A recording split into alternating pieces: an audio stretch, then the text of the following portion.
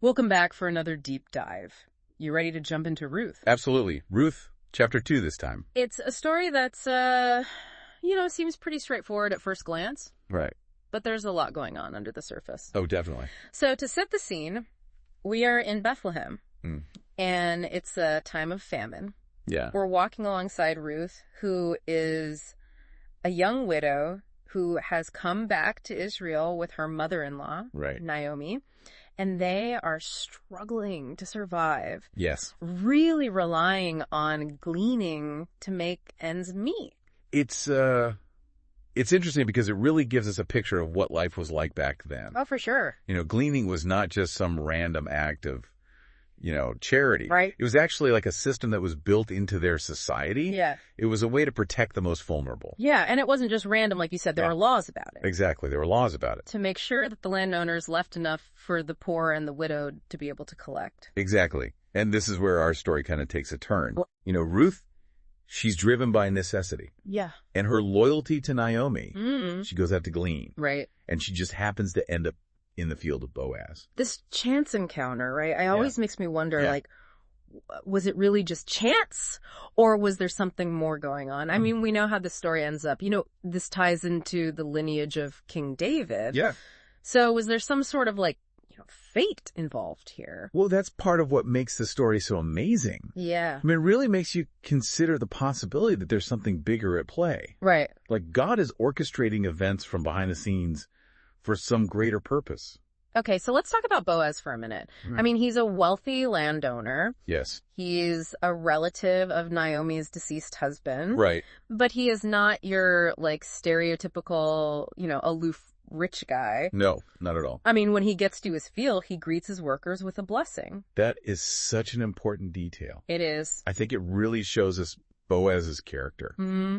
This deep respect that he has for everyone. Right. Regardless of their social standing. Yeah. It's kind of a subtle reminder that true leadership, it's rooted in humility and compassion. I like that.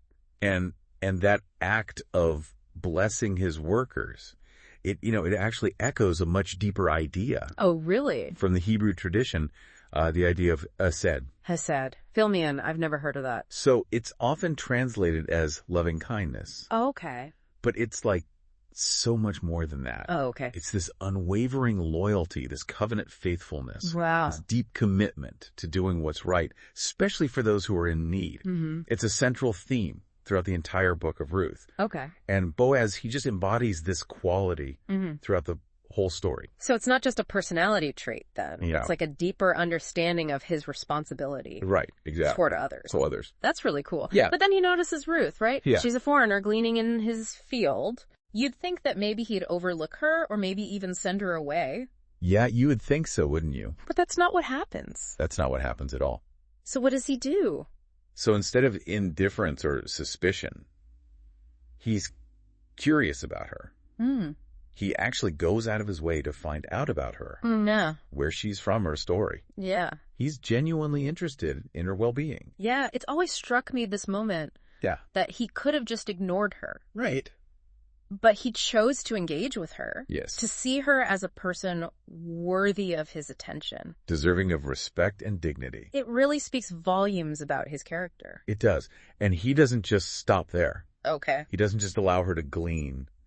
He gives her specific instructions to make sure she's safe and comfortable. Oh, wow. He tells her to stay close to his female workers. Okay. He even invites her to drink from the water jars. It's those seem like really gestures, but back then, Yeah. they would have been so meaningful. Oh, incredibly meaningful. It shows a level of thoughtfulness and consideration that goes way beyond just the bare minimum of the law. Yeah. Boaz isn't just following the letter of the law. Right. He's embodying the spirit of hesed. That's cool. He's showing kindness and protection to someone who would normally be overlooked. Okay, so how does Ruth respond to all of this? I mean, this must be kind of overwhelming for her. Well, Ruth, in her typical humble way, she kneels before Boaz and asks him, "Why are you being so kind to me?" Yeah. A foreigner. Right. She knows she's vulnerable. A Moabite widow. Yeah. No one to really look out for her. It's a pretty powerful moment when you think about it. Yeah. her humility. Hmm? It's not just politeness. It's real. It's her reality. Yes. This vulnerability that she's facing. Exactly. In a society where she's an outsider. But Boaz reassures her. Oh, good. He tells her that he's heard all about her loyalty to Naomi. Oh. Her reputation has preceded her. Even in the face of hardship, Right. her character and integrity have shown through. Okay, and then things get even more interesting. Because it's time to eat. Yes. And Boaz personally invites Ruth to eat with him and his workers. Not only invites her, Okay. he makes sure she has enough. Wow. Even urges her to take some of the roasted grain. That's a nice detail. It is, isn't it? Yeah. It shows his generosity. Yeah. And that he wants her to feel welcome and included. Right. He's not treating her like a worker, but like a guest. Right. Yeah. Sharing a meal together back then Oh, yeah. meant so much more. Yeah, it wasn't just about the food. Right. It was about creating a sense of belonging Yeah. and community. Mm-hmm. It went way beyond just her basic needs. I love that. Yeah, this meal scene, I think it's a really powerful symbol of Boaz's acceptance of Ruth Yeah. and his respect for her. Totally. I think it also maybe foreshadows a deeper connection Oh, interesting. that's going to develop between them. I like that. Yeah. And then he does even more. He does. He really goes above and beyond. Yeah. He tells his workers to leave extra grain for Ruth. Oh. Like he's really going out of his way to help her. It makes you wonder, why is he being so generous? That is the question, isn't it? Yeah. Is it pure altruism? Mm-hmm. A genuine desire to just help? Yeah. Or is there maybe something more there? Right. A deeper interest in Ruth that's starting to kind of come out. Very interesting. Yeah, It's really interesting to think about his motivations.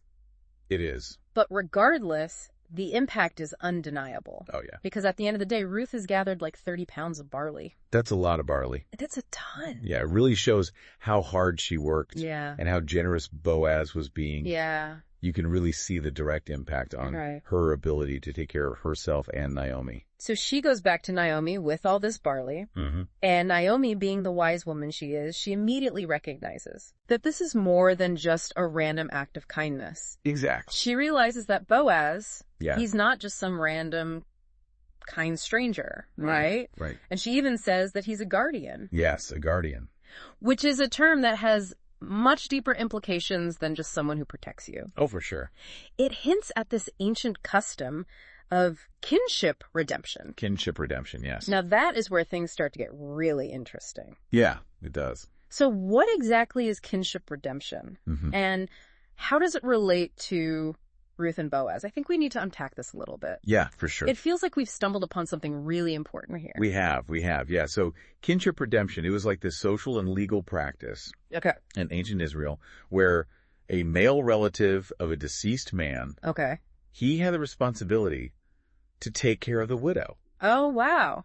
and potentially even marry her. Okay. So it wasn't just about finding a new husband. Right. It was about protecting the vulnerable, making sure the family line continued on. Interesting. And in this case, Boaz, he's a relative of Naomi's deceased husband. Right. So he could act as a redeemer for Ruth. Oh, okay. And Naomi, she sees this. Yeah. And she's starting to think about a future for Ruth Right. that goes beyond just survival. It adds a whole new layer to this encounter. It does, doesn't it? Yeah, Boaz's kindness, it's not just random. Right. It could be the start of something much bigger. Exactly. And, Ruth is a Moabite woman, Oh, that's right. which makes it even more significant. Yeah, I almost forgot about that. Yeah. She's not just a widow, she's a foreigner. Right. So how would that have played into things back then? Well, there was often tension between the Israelites and the Moabites. Right. So for Boaz to be so kind to a Moabite woman, Mm-hmm. it really shows us his character. Yeah. I mean, it suggests that he's looking beyond just those cultural and social boundaries. It makes you wonder if people would have thought that was kind of weird. Oh, yeah, I'm sure some people did. His behavior might have challenged the norms, Right. was considered acceptable. Yeah. It raises questions about how we balance societal expectations with our own convictions. That's a really good point. Yeah. And we were talking about Hesed earlier. Mm-hmm. It feels like Boaz is taking it to a whole new level. Oh, yeah. He's extending it beyond his own community. Right. Embracing someone from a different culture. Absolutely. Yeah. His actions really embody the true spirit of his. Yeah. It's this radical, inclusive love Right. that goes beyond any barriers. It makes me think about how powerful kindness can be. Oh, yeah. his actions towards Ruth, they affect her life. Yes. But they could also change history. That's right. I mean, this encounter eventually leads to King David. It's amazing, isn't it? It is. This story that starts in a field during a famine. Right. It has such huge implications. It really shows you that even small acts of kindness can have huge consequences. You never know how your choices might change things. Yeah. And speaking of choices, what do you think about Ruth's decisions in this chapter? Yeah. I mean, she's not just passively receiving Boaz's kindness. No, she's not. She's actually taking charge of her own destiny. Exactly. She's the one who chooses to go glean. Right. She humbly accepts his generosity, but she works hard to provide for herself and Naomi. She's not waiting for a handout. No, not at all. She's working towards a better future. Right. And that hard work and humility, that's what earns Boaz's respect. Right. She's showing her character through her actions. It's a good reminder that we're not just stuck, wherever we are. No. We can make choices. Exactly. Work hard, show integrity. Right. We can influence our lives. Absolutely. And those choices, just like Boaz's generosity, they can have a ripple effect that goes way beyond us. So we've talked about kinship redemption. Yes. And about Ruth being a Moabite. And how Boaz really embodies his haste. What else can we learn from this chapter? Well, I think it's important to remember the role of faith. Okay. Ruth and Naomi are facing some really hard times. Yeah, famine and loss. Right. But they don't give up. Right. They keep trusting in God. Yeah. Even when things look really bad. That's a really good point. Yeah. We often focus on the romance of the story. Right. Ruth and Boaz. Yeah. But their faith is like the foundation for everything. Right. It's what gives them strength to keep going. And it's not just passive faith either. Yeah. They're actively seeking God's guidance. Exactly. They're making choices that show their trust in him. Yeah, like when Ruth asks Naomi for permission to go glean. Exactly. It shows that she's relying on God. Right. Okay. And that she's willing to work within his plan. Okay, so it's not just believing. No. It's acting on that belief. Exactly. Even when you're not sure what's going to happen. Yes. And that brings us back to providence. Was it just chance that Ruth ended up in Boaz's field? Yeah. Was she led there? It makes you wonder about the mysterious ways God works in our lives. We might not understand everything. Right. But we can trust that he's using all of our experiences to work at his plan. Yeah, it's like that saying, coincidence is God's way of remaining anonymous. Right. Maybe there are no accidents. Yeah. Just these carefully planned encounters that are leading us in a specific direction. It's possible. Or maybe it's a little bit of both. Yeah.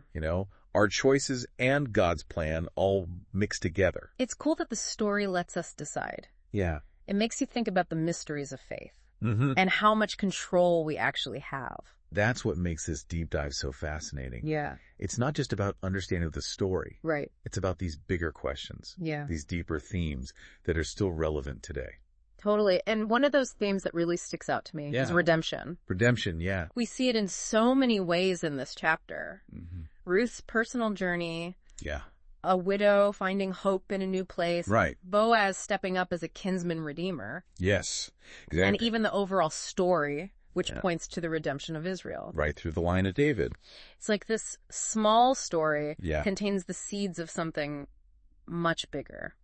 It really shows you how God can use ordinary people and ordinary events to do amazing things. Yeah. It's inspiring.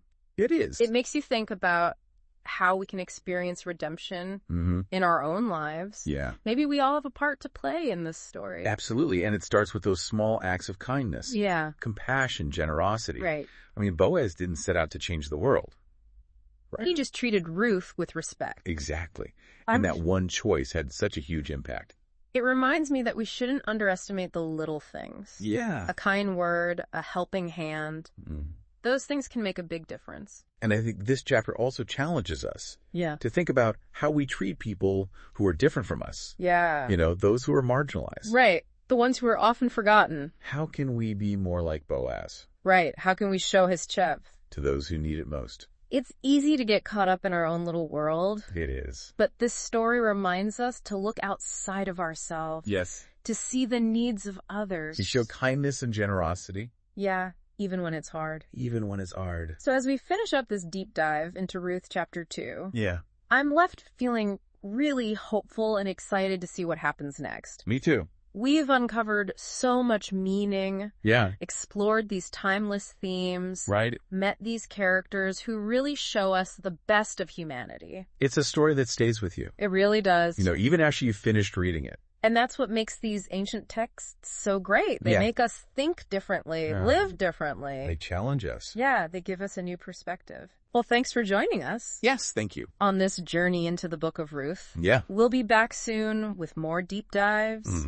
exploring more ancient wisdom. Yes. And how it connects to our lives today. Until then, may we all find ways to show Hesed. Yes. Be kind to each other. Absolutely. And trust that even the smallest acts of good can make a difference in the world.